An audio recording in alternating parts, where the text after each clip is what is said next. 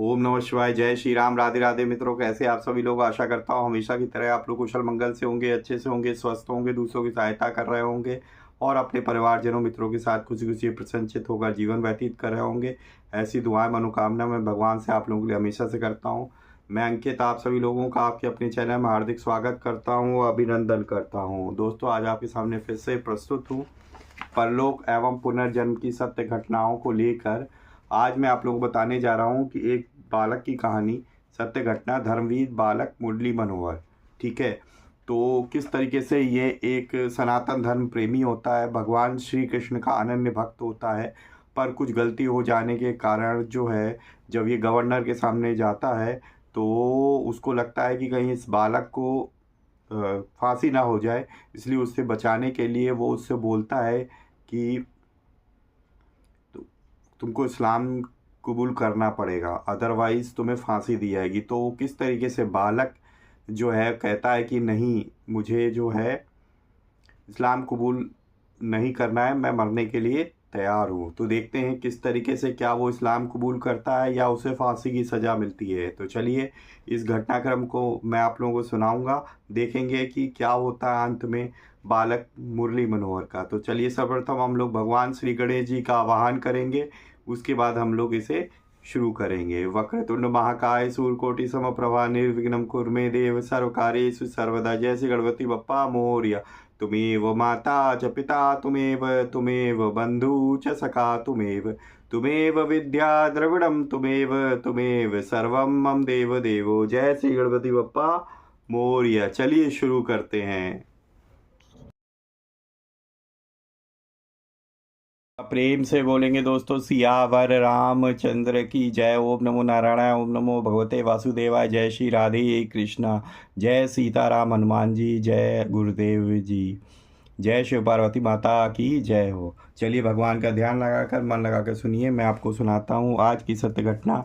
धर्मवीर बालक मुरली मनोहर, जो कि पृष्ठ संख्या 98 पर दी हुई है दोस्तों। चलिए ध्यान से सुनिएगा। परम कृष्ण भक्त वीर बालक मुरली मनोहर कंदहार का रहने वाला था। उसके बाप दादे व्यापार के निमित्त भारत से जाकर वहां बस गए थे। मुरली मनोहर का जन्म कपूर खत्रियों के कुल में हुआ था। वह भगवान श्री कृष्ण का सच्चा भक्त था। उसने बाल्यकाल में गीता के सारे श्लोक कंठस्थ कर लिए थे। ब्रह्म मुहूर्त में उठकर शौच आदि से निवृत्त हो स्नान करने के बाद उसका सबसे पहला कार्य होता था नित्य गीता पाठ।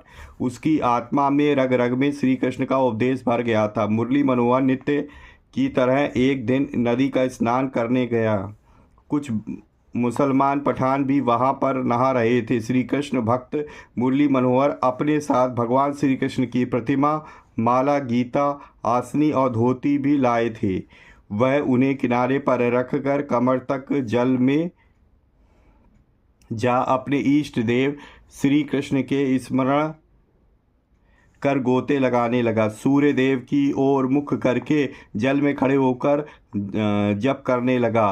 गुंडे पठानों ने उसे छेड़ने की गरज से उसकी ओर जल उछालना आरंभ किया। वह बेचारा शांत रहा, चुपचाप सहन करता रहा और श्री कृष्ण नाम जप में लगा रहा। मुसलमान गुंडों ने जब देखा कि यह तो शांत है, तब उन्होंने और ज़्यादा छेड़ना प्रारंभ कर दिया, यहाँ तक कि अब जप करना भी कठिन हो गया। आखिर में जब ना रहा गया तो मुरली मनोहर ने उनको मना किया, लेकिन वहाँ तो छेड़ने के लिए ही सब कुछ किया जा रहा था।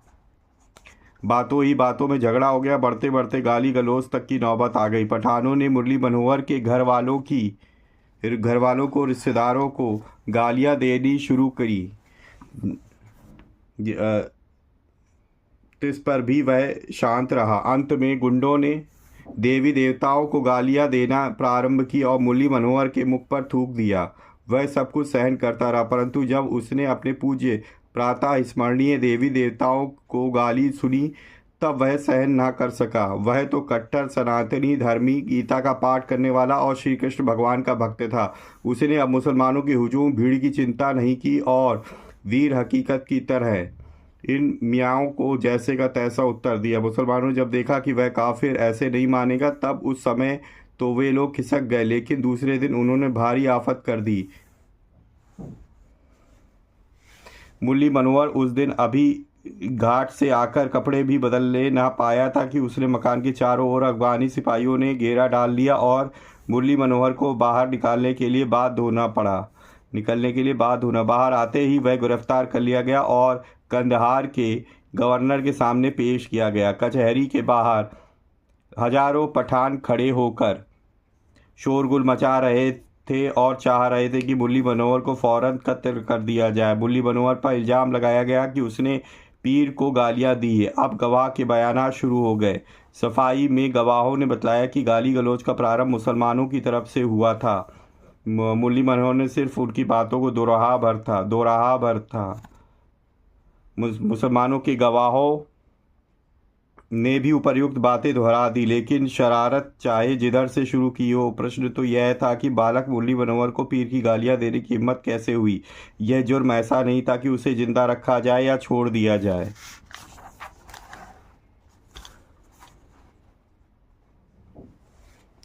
हाकिम ने एक बार बालक वीर मुरली मनोहर के सुंदर लाजवाब नूरानी चेहरे को देखा। उसके मन में तूफान खड़ा हो गया। परिस्थिति कहती थी कि उसे फौरन फांसी की तख्ते पर लटका दिया जाए और न्याय कहता था कि इसका कोई अपराध नहीं। मुरली मनोहर के पिता तथा अन्य घर वाले अदालत में खड़े हुए थे और इधर उधर घर पर उसकी माता भगवान की मूर्ति के सामने रो रो कर प्रार्थना कर रही थी कि किसी प्रकार उसका पुत्र सकुशल बचकर आ जाए। मुरली मनोहर निर्भय खड़ा था। अदालत में चारों तरफ सन्नाटा था। गवर्नर ने सोचकर कि इस बालक को फांसी ना लगे, यह बच जाए, और इधर मुल्ला मौलवी भी तूफान खड़ा ना कर पावे, कहना प्रारंभ किया कि मुरली मनोहर, तुमने जो अपराध किया है वह काबिले रहम नहीं। खुदा की शान के खिलाफ जो अल्फाज तुमने इस्तेमाल किए हैं वे किसी भी प्रकार माफ़ नहीं किए जा सकते।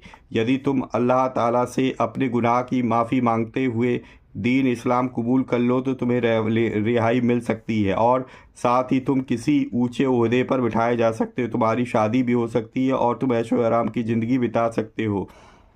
गवर्नर का वक्तव्य सुनते ही समस्त लोगों की आंखें मुरली मनोहर की तरफ उठ गईं और सब उसका मुंह देखने लगे, लेकिन वीर मुरली मनोहर की पेशानी पर बल भी ना आया। उसकी आंखें चमकने लगी, चेहरा तमतमा उठा। उसने घृणा सूचक हंसी हंसकर मुख फेर लिया। गवर्नर ने चुप देखकर पूछा, क्या इरादा? मुरली मनोहर ने हंसकर उत्तर दिया कि हुजूर, मैं हिंदू हूँ, सनातन धर्मी हूँ, श्रीमद् भगवत गीता का नित्य पाठ करता हूँ, श्री कृष्ण का परम वैष्णव भक्त हूँ। मैं भला मुसलमान कैसे हो सकता हूँ? जिस श्री कृष्ण की परम मोहनी मूरत ने मेरे दिल पर कब्जा कर लिया है, उसे अब सिंहासन से कैसे उतार सकता था? गवर्नर कहते हैं, बेवकूफ़ बच्चे, किस वहम में पड़ा है? दीने इस्लाम कबूल कर लेने से ज़िंदगी रहती है और ज़िंदगी रहने से बाहर और बहिश्त स्वर्ग दोनों मिलते हैं। मुरली मनोहर बोलता है कि मैं अपने सर्वश्रेष्ठ धर्म को कदापि छोड़ने को तैयार नहीं। मैं मृत्यु से नहीं डरता, मरना तो एक ना एक दिन है ही।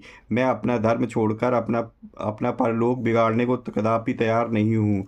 गवर्नर ने कहा कि तुम गलती कर रहे हो। खैर, आज के दिन तुम्हें मोहलत देता हूँ, खूब सोच समझ लो। मालूम होता है कि कुफ्र ने तुम्हारे दिल पर पूरा सिक्का जमा लिया है। तुम्हारी आंखों पर कुफ्र का काला पर्दा पड़ा हुआ है। अब तुम्हारे लिए मौत के सिवा कोई दूसरी सज़ा नहीं दिखाई देती। तुम रात में पूरी तरह से विचार कर लो, कल आकर बताओ क्या चाहते हो, मौत या इस्लाम? अदालत उठ गई और मुरली मनोहर को बेड़ियों में जकड़कर जेल खाने में बंद कर दिया गया। उसने रात को ना कुछ खाया और ना कुछ पिया। सारी रात वह गीता का पाठ करता। गीता के श्लोक की सुरीली आवाज़ में गाते गाते तन्मय हो गया। उसे मालूम होने लगा कि मानो साक्षात भगवान श्री कृष्ण सामने खड़े उसे उपदेश दे रहे हैं। उसने श्रद्धा से भगवान के चरणों में सिर नवाकर प्रार्थना की, हे प्रभु, बल दो, हृदय में शक्ति दो। इस अन्याय के सम्मुख छाती तानकर खड़े होने तथा हिंदू धर्म के सम्मान की रक्षा के लिए हंसते हंसते फांसी पर चढ़ जाने की शक्ति दो। प्रातःकाल हुआ। मुरली मनोहर ने नित्य क्रम से निवृत्त हो स्नान किया और भगवान श्री कृष्ण की भक्ति में तल्लीन हो गया। इतने में ही उसके माता पिता भाई बहन जेल के दरवाजे पर पहुंच गए और रोने चिल्लाने लगे। मुरली मनोहर जेल के दरवाजे पर आ गया। सब फूट फूट कर रो रहे थे, पर क्या मजाल जो मुरली मनोहर के मुख पर तनिक भी उदासी आई हो। माता ने कहा, बेटा तू काजी की बात मान ले, तू जिंदा रहेगा तो मैं तुझे देख तो लिया करूंगी। मेरे कलेजे के टुकड़े तुझे देखकर मेरा कलेजा तो ठंडा हो जाया करेगा। मुरली मनोहर ने कहा कि माता जी, तुम्हें मोह और ममता ने यह कहने को बाध्य किया है। यदि मेरे अंतिम समय में तुम्हें ये शब्द शोभा देते हैं तो फिर मुझे हिंदू धर्म का यह अमृत क्यों पिलाया था? मेरे हृदय में धर्म की ज्योति क्यों जगाई थी?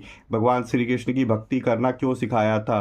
और मुझे सांसारिक भोगों की ओर क्यों न लगाया था? फिर तो मैं संसार के मिथ्या भोगों पर धर्म, कर्म, भक्ति, ईमान, माता पिता सब कुछ न्यौछावर कर देता। परंतु अब तो मेरे हृदय पर गीता के अद्भुत वचन और श्री कृष्ण की मनमोहिनी मूर्ति विराजमान हो चुकी। संसार की सब वस्तुएं यहीं पर रह जाती हैं।